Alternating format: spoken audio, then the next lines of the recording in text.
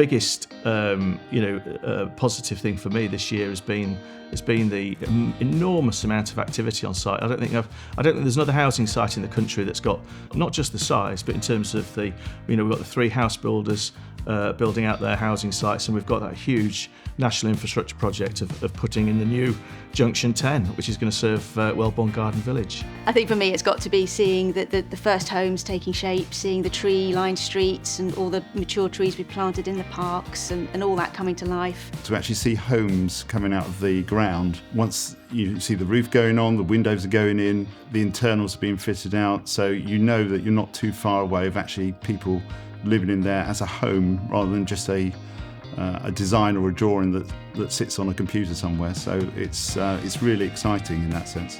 When I started on this project, my son wasn't even at primary school, and now he's at university. So seeing all of that come out of the ground now is just amazing.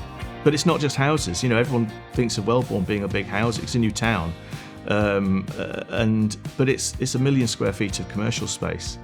And that's probably the biggest allocation of employment space along the south coast. It's going to be the best employment business park, between Portsmouth and Southampton. So we need to make sure that it's a business park that complements, what we're doing with the homes. That the houses have been designed in a particular way and with intricate detail. And for the employment space, we'll need to do something a bit like that to make sure we haven't just got some big sheds, welcoming you into the new garden village. I think my challenge this year has been to assemble a palette of materials. Every element of material has been incorporated into Welborne.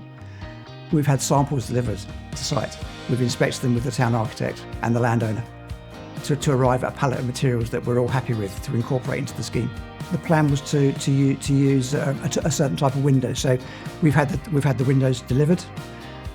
We've met the manufacturer umpteen times. We've met with the architect. The windows have been backwards and forwards to the manufacturer to be remanufactured until we get the specification exactly right, even down to the window latch. And then we've then put forward those windows to the house builders, and they are buying that window that we've been through this long process over probably 12 months just on the windows. We have various design codes. The 3 developers have worked with those design codes through the planning process. The challenges are, I suppose, in building up relationship and liaison with the technical teams within those developers, then ensuring the delivery of our homes comes across in the working drawing designs effectively from the planning. So it's ensuring policing that process, I suppose, and being part of that process. Whilst it's been really exciting to see the first phase coming to life, I really recognise the changes that has brought to the local communities and people with having to negotiate roadworks and a lot of the building. What's encouraging is people are starting to see through the muck and bullets and wanting to be really part of Welborne. We've had great inquiries from local sports clubs and businesses who want to be part of its future.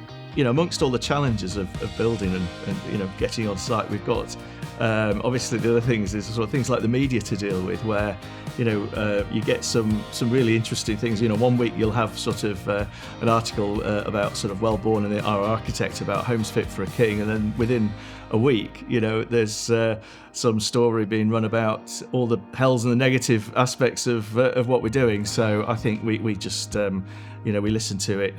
We've got to stick to our mettle in terms of doing our vision and do what we've got to do. And actually, secret to be told, we save all those articles and we're going to be sort of piling them all up, and hopefully in years to come we'll be looking back with them with a wry smile. So that's it.